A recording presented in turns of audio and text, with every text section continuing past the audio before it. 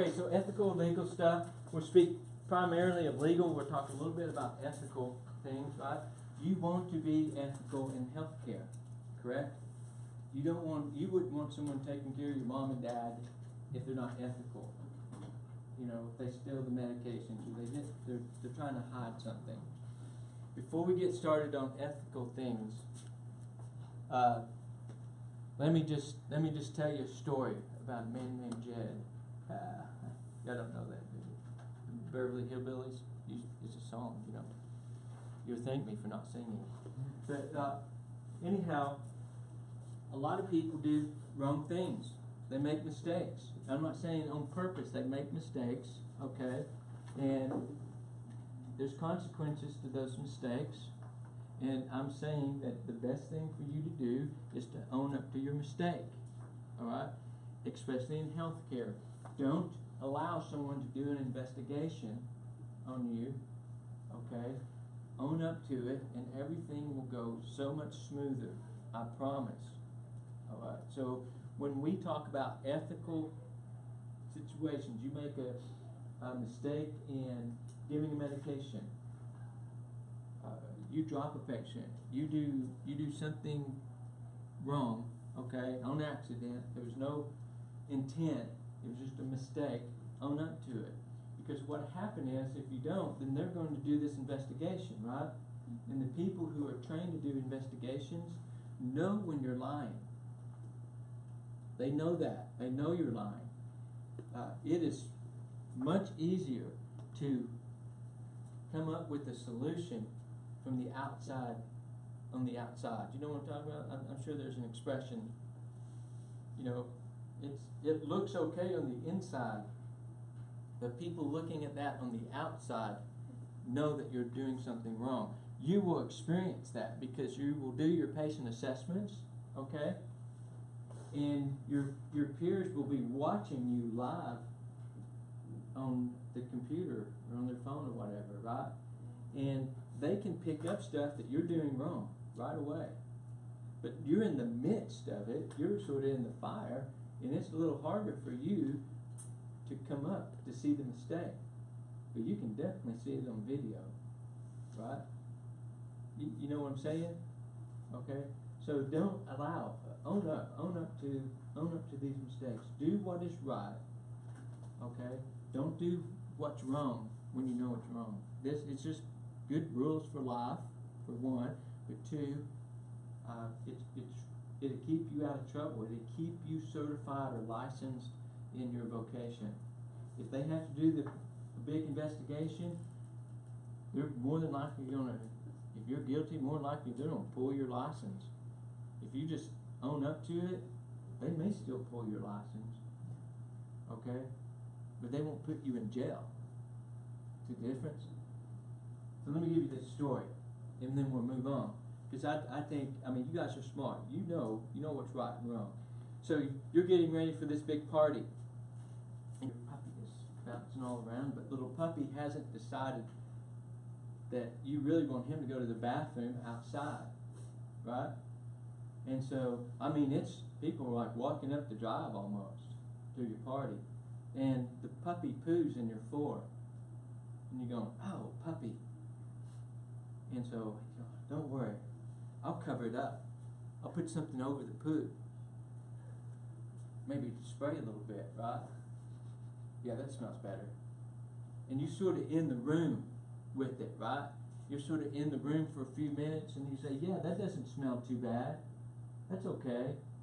They won't notice. I've got the pile covered up. So your friends come in. What is the first thing they smell? They smell the poo. And they go, wow, it smells like poo in here. And they walk over and they go, pick up what you ever you covered that pile of poo up with and look down and go, there's poo. They do the same thing on investigations. They're looking from the outside.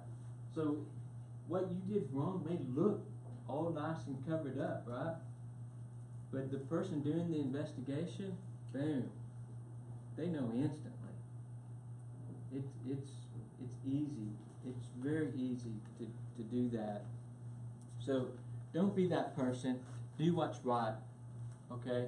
And I promise you that everything else will go smoother for you. And the legal aspect of it is that you know what's right, okay? You know how to keep your license and your certification, okay? And you do that. So these are the things that we're going to talk about. We're going to talk about the scope of care and standard. We really talked about that. Competence, consent, these advanced directives, DNRs and stuff, and negligence, okay? I think everybody has the capacity. Well, most everybody has the capacity. Once they understand the expectation, once they understand right and wrong, then they're capable of doing right and wrong. They're doing right, correct? But everybody makes mistakes. Don't get me wrong. I make them almost daily. All right? In healthcare, however, what you want to do is you want to decrease the number of mistakes before you kill somebody. All right? Killing somebody from your mistake is probably the ultimate mistake. Everything short of death can be rectified. Okay? If you didn't kill somebody, then that can be fixed. Okay? The next step, I guess, if you permanently disable them, then yeah, that would be a problem. But then everything else is less. Does that make sense? So you want to make sure that you don't do anything that's going to kill. So decrease the number of mistakes. You do that by being focused. Okay? You focus on what you're doing. I played a horrible game of golf Sunday. It was still fun because any day of golf is better than a day at work. Okay? But it was horrible. I was out of focus the whole 18 holes. I made some good shots and I was like, yay. But I was out of focus. So it was sort of a bad, if you can have a bad day at golf, it was a bad day at golf because I was just not focused. Same way, healthcare, you have to maintain focus. You're taking care of people's lives, right? Okay, so let's look. These are just definitions. So let's look at this. The scope of care is what you can do. You have a scope of care in this class, believe it or not. You have a scope of care. This is what you can do, and we'll be very clear on what you can do at the hospital. You can do CPR. You can use the bag valve mask. You can suction. You can help splint. You can help do these things. You can do a lot of things, okay? And you can't do a lot of things. So the scope of care is what you can do, okay? The standard of care is how you do it. It's a pretty easy definition. It's how you do it. I have a standard of care. So I can't go outside my scope of care, because if I go outside my scope of care, then I'm practicing above my level. Okay? So as a paramedic, I can't do certain things because it's outside my scope of care. I'll be practicing medicine without a license. Alright? The standard of care, this is how they would prove a standard of care, that I violated the standard of care with me, okay? Is they would, if I made a mistake, a medical mistake, and I'm being sued in court, they would find, a handful of people like me with the same experience, the same certification, the same, all these other things that I have, okay? And that person would testify against me in the, let's say I didn't give oxygen to this patient that was having respiratory difficulty and he was having a heart attack, right? And I didn't provide oxygen for that patient. Then these people that would look like me, okay, would get on the stand and they would say, the lawyer for the patient would say, what would you do in this situation? That paramedic would say, I would give them oxygen. I would do this. And after so many, a few, right, then they would say, well, you violated the standard of care. And then they would look at a national curriculum and see what the national curriculum said that I should do. All right? the industry. They do the same thing in nursing, in medicine. Every doctor, every nurse has a standard of care. This is how they do what they do. Okay, so scope of care, what you can do, standard of care, how you do it. Okay. Competence is just competence. Competence. Am I saying that right? Competence. Okay. It's being competent in what you're doing. To be accountable. So I'm going to teach you guys the proper way to do CPR. Okay. You are to place your hands, okay, in the center of the chest and compress and release the chest ball, the thoracic ball, 120 times per minute, and you're to do this in the center of the chest. If you place your hand down over where the epigastric area, where the stomach is, there's the xiphoid process there. And if you start pressing on that, then you have a probability of breaking that off. Okay? So if you did CPR down here, then that would be incompetent, right? Does that make sense? Okay. So that's, you're not doing as you're trained to do. It's pretty much what it is. And then there's different types of consent in advanced directives. So let me catch up with the slides here. Oh, more terms. Abandonment, we'll get to that. That's just where you're not actually transferring patient care the way you should. Confidentiality is patient confidentiality, where the HIPAA comes into play, and then we'll talk about the other stuff as we get to it. So like we said, at level trained, what you can do, scope of care is the level where you are trained to do. The scope of practice is what you can do, okay? The standard of care is how you do it, and the standard of care is set down by the profession that you're in. Okay, so nurses, you have the Nurse Practice Act, and in that Nurse Practice Act, they're going to set down the standard of care. This is how you do things, okay? Ethical, you know, like we were talking about, you're honest. Just be honest. Honesty is the best policy. It just makes it so much easier.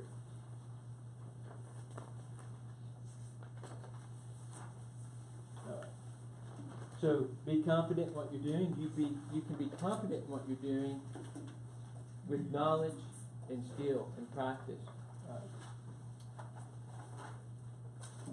This here also refers to, see, this one I have to look at my notes. This also looks at the patient. Is the patient competent to make decisions? Have y'all ever heard of this? Did y'all hear this in your other classes? Okay, so we'll look at this. Is the patient competent to make decisions? Are they mentally and age appropriate to make decisions on their own, medical decisions? And there's a medical way that you determine that. All right? And they determine that by PPTE. We get these little, what's it called? Is it an acronym? Yeah, an acronym. Okay, you get these little acronyms all the time. PPTE means person, place, time, and event. This is the legal way that you are deemed competent to make decisions. Now, is there anybody in here older than 18? 18? Everybody's younger than 18? Okay. You may be competent, but you're not old enough. You're still considered a minor. So a minor cannot make medical decisions on their own. There's a couple different ways that we'll talk about in a bit how you would make this, but you're not allowed to make decisions on your own. You're not allowed to enter into a contract because you're a minor. Alright? So even though you're smart enough and you know health-wise and you can make decisions, legally you can't make that decision because you're a minor. You would need your legal guardian or your parent to make that decision for you until you turn 18. Alright?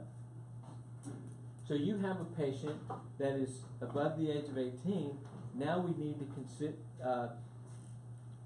determine, are they competent? Are they competent to make this decision? I think there's probably a better word. I'm trying to think of it.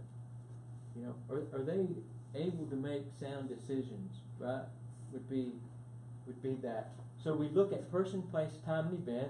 We also call this, for your next abbreviation, A and O, alert, and oriented, times 4. Some people go maybe times 3. That's good. We can determine that. Where do they get the number 4 from? The person, place, time, and event. Very good. Person, place, time, and event. So we ask them, what is your name? And they tell me their name, right? Place, where are you at? I mean, they seem like silly questions, right? But legally, we're determining if they're competent. So I'd come up and I'd say, what is your name? Victoria. Where are you at? School. What time is it? Day. What day is it? Thursday. Yes, it's Thursday. You see, not everybody has a Mickey Mouse. So time can be date, month. It depends. You know, in the elderly, it could be what time of day is it? Is it breakfast time or lunchtime? Because they may not go outside, right? And then event. The event is, let's say you're in the hospital, you go to the clinic, okay? The event is, why did you come in today? Right? So that's the event. Why are you here? What can I help you with? Right? So person, place, time, and event. So if this person is above the age of 18, then they have person, place, time, and event. In their A and O times 4. So they're competent to make the decisions. Okay? You see a lot of people, they ask them different questions, like who's the president, who's this, who's that. Legally, person, place, time, and event. That's what they want. That's what they want. They want to see if you're A and O times 4, A and O times 3. Alright? So you have some issues on intoxication, drug ingestion, mental competence, okay? You have to determine if the patient is, they may be 30, but they may not be mentally competent to make the decision, okay?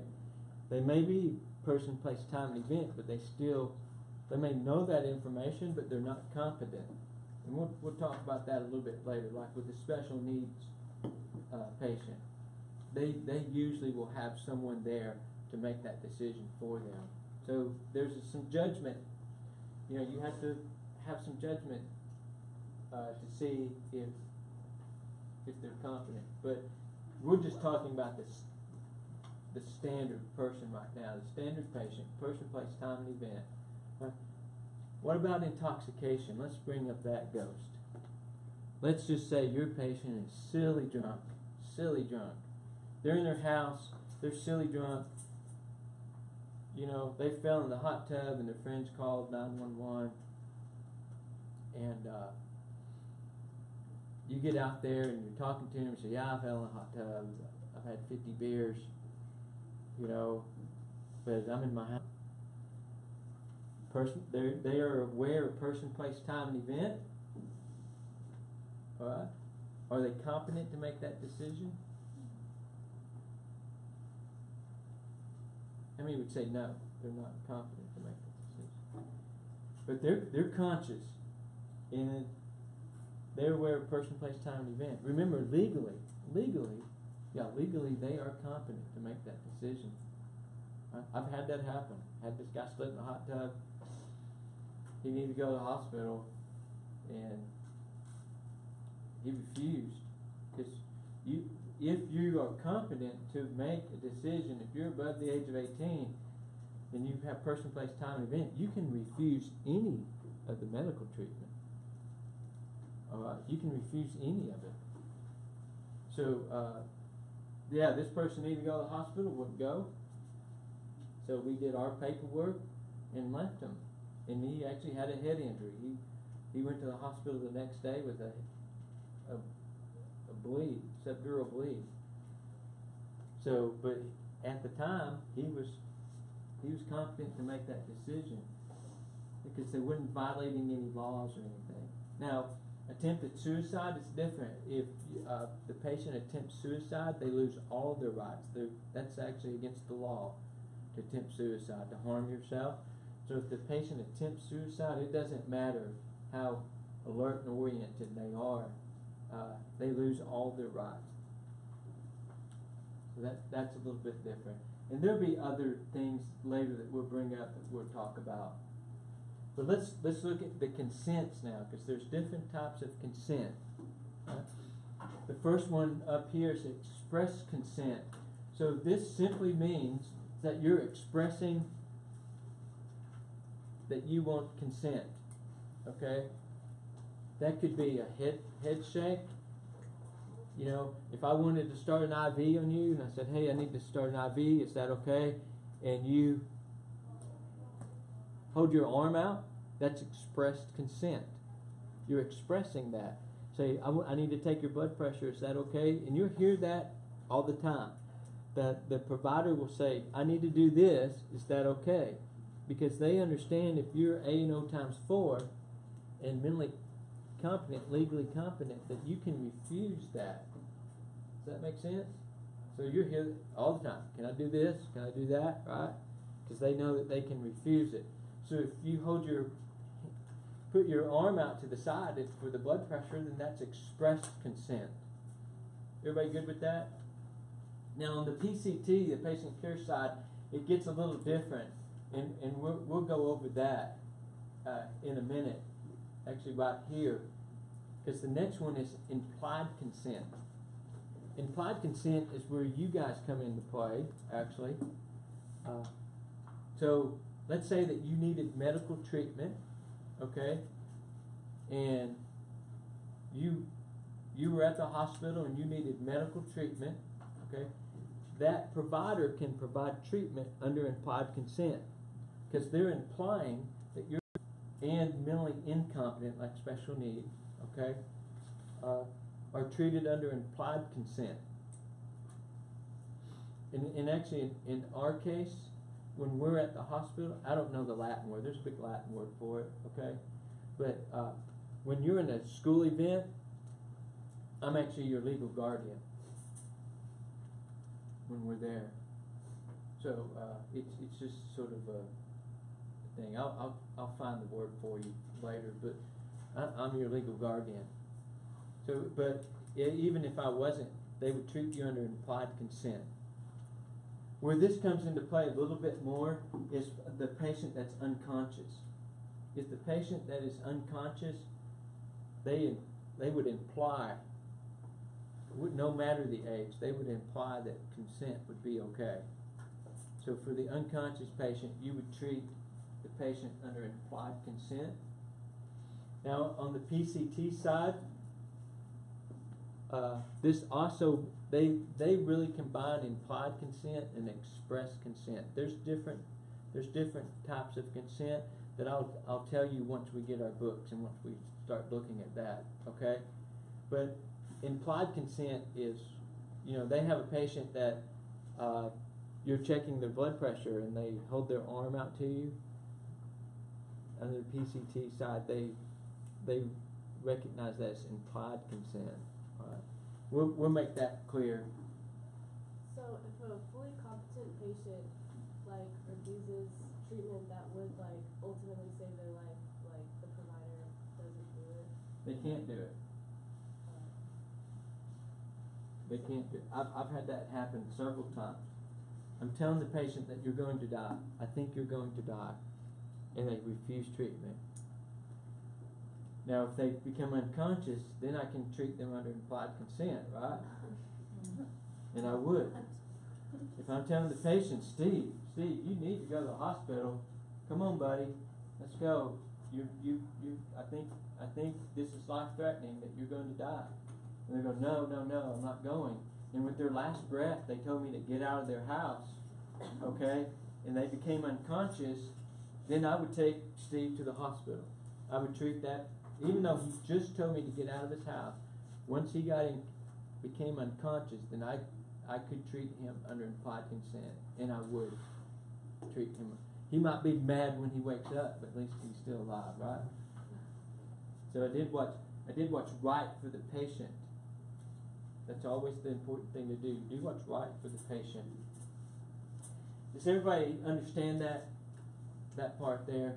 I mean, these are just definitions, and we'll talk much more about these as we go through. We're just sort of getting down through some of the definitions. The other one that we haven't talked about is informed consent, and again on the PCT, that's a little bit different definition, and I'll get that out to you. I want you to have the books first so you can see it in front of you and highlight it. But informed consent is that I'm informing you of this procedure that I'm doing, and you give consent. Let's say the patient's going into surgery, and I'm coming up and I say, these are the things that will take place. I tell you the risk of the surgeries and all that, and then you agree to that. That's informed consent. I've informed you, and then you agreed, right? So, any questions there on the types of consent? Okay. Are you familiar with do not resuscitate orders, DNRs? You have DNRs with typically it is a type of advanced directive. It does require a doctor's order, or you can get a person can get a DNR, but it has to be validated. Usually, when people have a DNR, that means they have some sort of life. They have cancer. They have something like that they don't want people to do CPR on them. Okay, so they write a DNR. Once I become age appropriate, that's one of the first things I'm going to do is do a DNR. There's no way that I want people practicing CPR on me once I get to a certain age. I'm a ways off. Okay, I'm a ways off. But I understand this. I do have an advanced directive already. My advanced directive or living will, okay, is that I don't want to be put on long-term ventilator. Okay, if I have the big stroke or whatever, don't put me on the vent. Let me die naturally. Okay, I mean that's sort of a living will, and these are good for the family because now the family doesn't have to make that choice. They don't know where to pull the plug on pops or not. They already know to do that. Right? They know when I was living that I made that decision. All right. So it takes a lot of burden off the family. So this means do not do CPR. I've had, I think it was a doctor actually tell me that if you do CPR on someone that has a DNR and you resuscitate them, that person can actually turn around and file assault charges on you. This is a DNR is a legal binding document. What if you don't know that they have a DNR? Very good. Resuscitate? Good question. You have to have the DNR present. It has to be present. Either present form, there's a written, Texas has a standard form for it, or it has to be written maybe in their medical chart, DNR, okay, somewhere, but it has to be written down. They have to have it with them. It's the catch-all. There's some other what ifs, but typically they have to have it with them in writing, so it's in writing and there's witness. So the doctor will sign it, I will sign it, the patient's family will sign it. Okay. When the patient, let's say a patient just is unconscious, and the doctor says, "Hey, there's really no chance of survival for this person," then their next of kin can say, "Okay, let's make this person, let's make them a DNR," because they're taking over the medical authority for them to make decisions for them. You'll see that in the hospital. I'm almost certain, and you'll see patients with do not resuscitate orders. Living will is a little bit different, but it's expressing what you want. Okay, when I become age appropriate, I'm going to shave my chest, get the state of Texas tattoo right here, where people would put their hands for CPR and write DNR. And in small letters, do it and I'll haunt you till you die. But that's a joke, right? I'm not going to shave my chest. Tattoo, probably. But you look for DNRs, they'll be in a paper. Sometimes they may have a bracelet on that says DNR, a medical alert tag that says DNR on there. You still have to have the paper, but then you know that they are a DNR. And I have had it in the past where I went out to someone's house, they couldn't find the DNR. They were in a panic, they just didn't know where it was. And the person had, obviously they had cancer, and I mean, there was just relatively no chance of survival for this, and it's not what the patient wanted. You can call the doctor, the medical doctor, home, my end, pre-hospital end, and say, hey doc, this guy has cancer, they have a DNR somewhere, it's obvious that he does, and what do you think? And then the doctor can make that decision. You may be in that case, you may be the doctor, say, yeah, go ahead and let's not do this. Okay, say they have a DNR and like the physician doesn't resuscitate them, so it actually happens in that case. Say again? Like if they claim to have a DNR but actually don't have one and they don't resuscitate them. Oh, okay. It was just like you let mom die so you could get the inheritance. All right. Yeah, that's a little bit tricky. You know, that could cause some problems.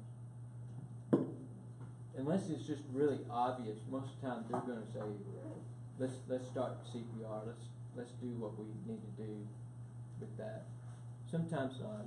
It's case by case. But if you don't, me in my profession, they have to have a copy of it for the most part. And you will see that in the ER. The paramedics will bring in this patient, and they say they have a DNR, and they'll have a piece of paper with them for the do not resuscitate. And then just sort of a copy of it. You can see where the doctor's signing, okay, and the patient signs, okay. Some of them have to have two witnesses. Some of them have a modified thing where they just don't want a ventilator, they don't want meds or whatever, you know. But okay, questions there? Everybody good? Hanging in there for a minute? Okay. Deviation, negligence is a deviation from the standard of care. So if you're going to be sued for negligence, okay, then you have deviated from your standard of care. Now that they have to prove in court that you have deviated from standard of care and that you are negligent. It's just not saying that, okay? The first thing that they have to do is they have to prove that you had a duty to act. All right? So the duty to act means that you had a responsibility to take care of that patient. Right? Again, in a pre-hospital environment. And we'll talk about hospital environment as well, because but a pre-hospital environment, I have to have a duty to act. This is the very first thing that they have to prove. Now, give you a scenario. I'm on my way home. Well, I'm on my way home. I see this hideous wreck. This person's out hanging out the window, bleeding to death all over the sidewalk. I'm going home. I'm looking over at them. Being a paramedic, do I have the duty to stop? No. Let me say yes. Somebody said no. Why not? Because you're not I guess you're not with the actual paramedic because you're off duty. You're just going home. I'm off duty. I don't have the duty to act. Okay. What would be my duty to act? What would be my duty? Yeah, call 911 would be my duty. Okay. If I witnessed it, then I would have to stop. Okay. But if I'm just driving by and I didn't witness it and I see things. I could do some stuff. I could put on my gloves, hold direct pressure, do all that, right? But do I have that duty? But I don't have that duty. What do you do if you fell over and you're not breathing? Right here. Do I have a duty to act? That's it. My only here I would call this nurse. That's the only thing I would have to do. That's my duty. I wouldn't have a duty to act. Now, that's a legal duty, right? Now a moral duty is different. Would I have a moral duty to stop and render aid? Okay, that's different. That's something that you guys have to decide as providers, and I decide. I can tell you most of the time I'm not stopping. Because I can't really do that much. I don't even have gloves. I don't carry gloves with me in my car. So I couldn't really do too much at a wreck or something or an incident. Just nothing to do. And really, once they find out that you're in medicine, it opens up a small door of liability for you as well. So we're speaking that more later, but just so we can get through the definitions, you have to prove the duty to act. Why don't I have a duty to act here?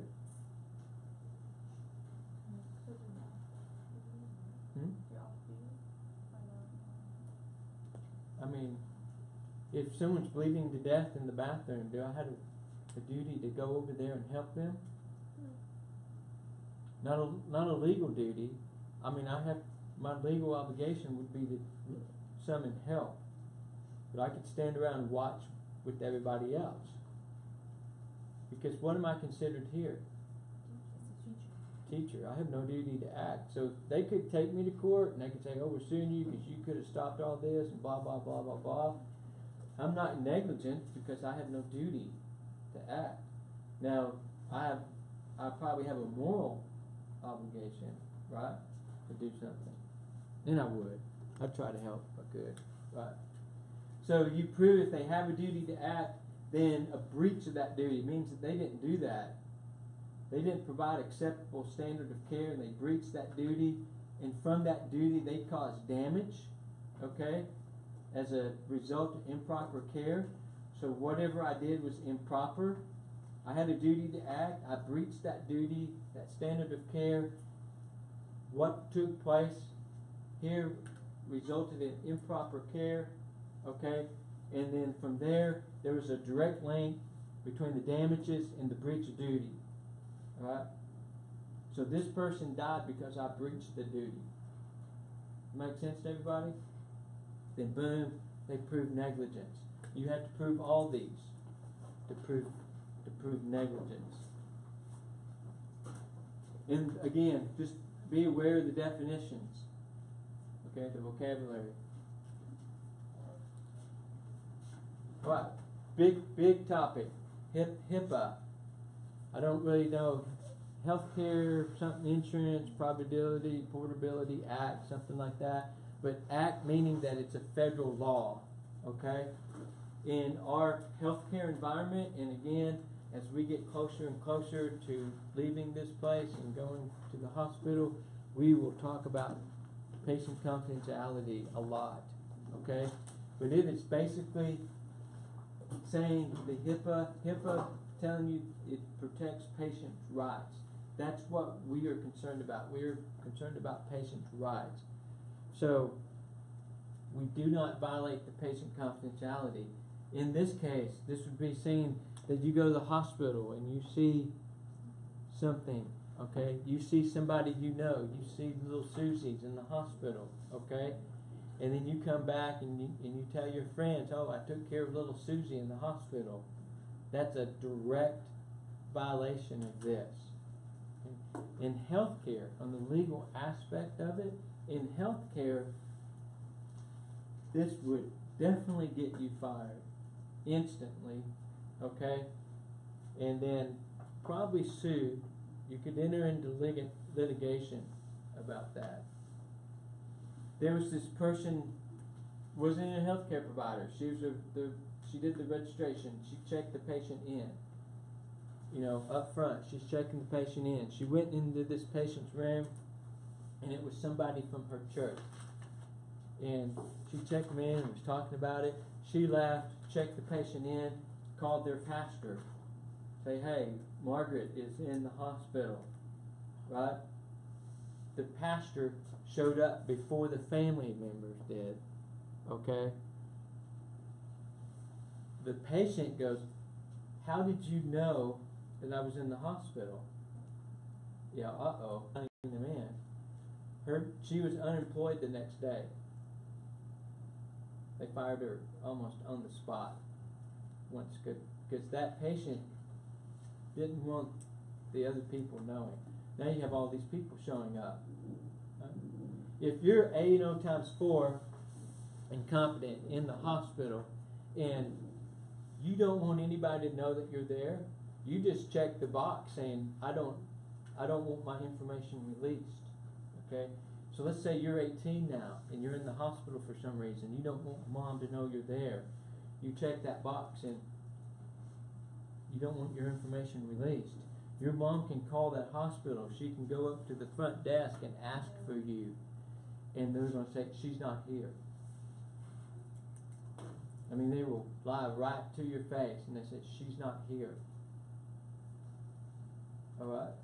So, they won't do it because if they do, they violate HIPAA, okay, patient confidentiality, and it's their job and career on the line. We'll talk about more scenarios later. All right, but that's the basis of it. You understand what you see at the facility and in healthcare stays. It's like Vegas. It stays there. Okay, you don't talk about it on the elevator. You don't talk about it. You can talk about what you've seen. Okay, we come back and we talk about what you see in the hospital. Okay, but we don't use any names or identifiers at all. We take all that away.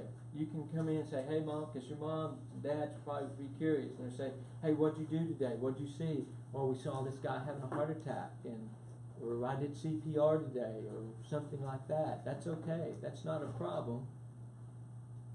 All right? But don't tell them that you did it on this guy named Chuck. Right? Don't identify them by name or any identifiers.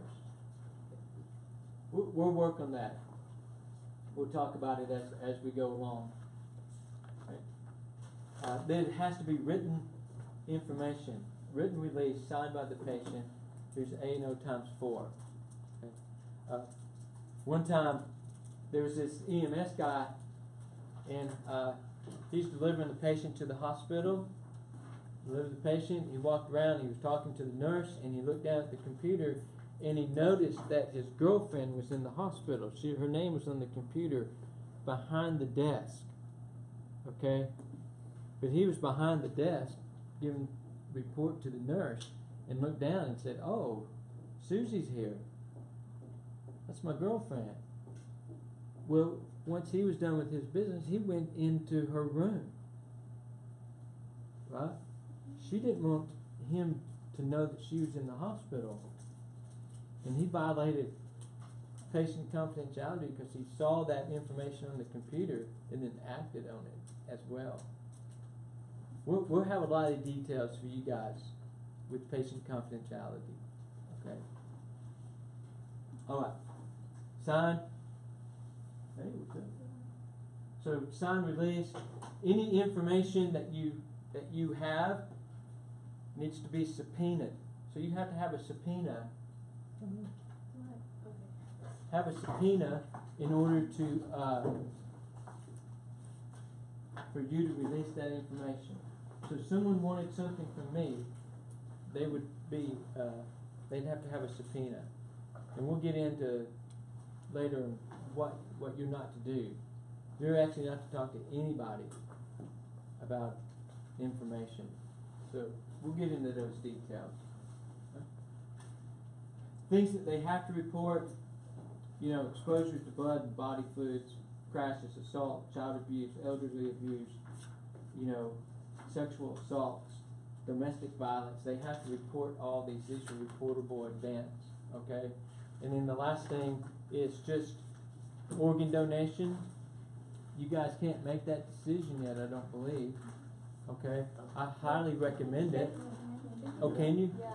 Oh, okay. Yeah, they asked what Are if you the drivers? Oh, your driver's license? Good, okay. I highly recommend organ donation. When someone dies, they don't need their organs. Take them all. Take whatever you need. I don't need it anymore.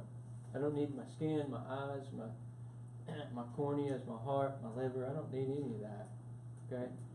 Might as well give it to somebody that needs it. So if you're an organ donor, how do you have a funeral? I'm just wondering, cause like Close casket. closed casket. Yeah. Okay. Or you can get cremated. Can you tell them not to use the part of your face? Yeah, you can tell them whatever you want to donate. Oh, okay. Really. It's a good program. A lot of people die because they can't get kidneys and hearts and stuff. And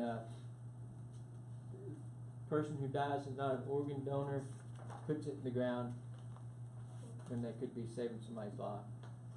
I mean, that's the bottom line. I mean, it's sort of weird to think about, especially at your age, but think about it. If you needed a heart, and I died, I'm an organ donor, my heart was good, I have a good healthy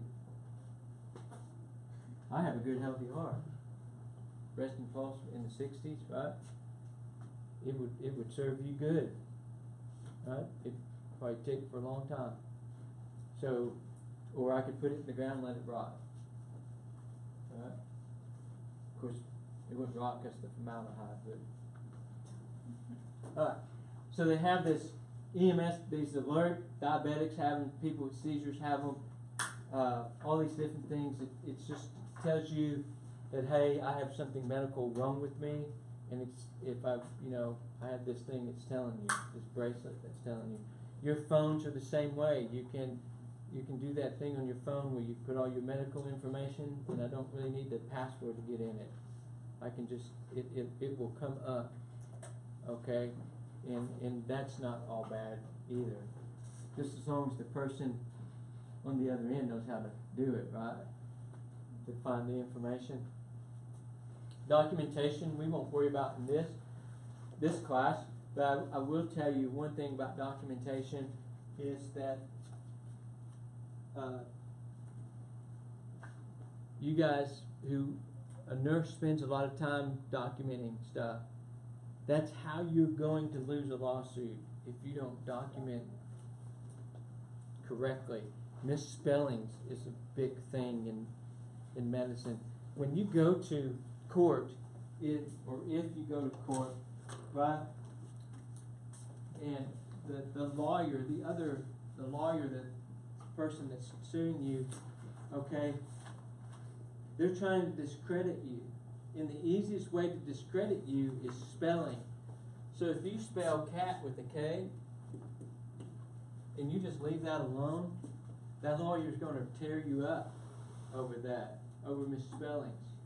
Before Google, before the smartphone and all that, I probably still carry it in my man purse. I had the 1,000 most common misspelled words. I laminated because I'm a horrible speller.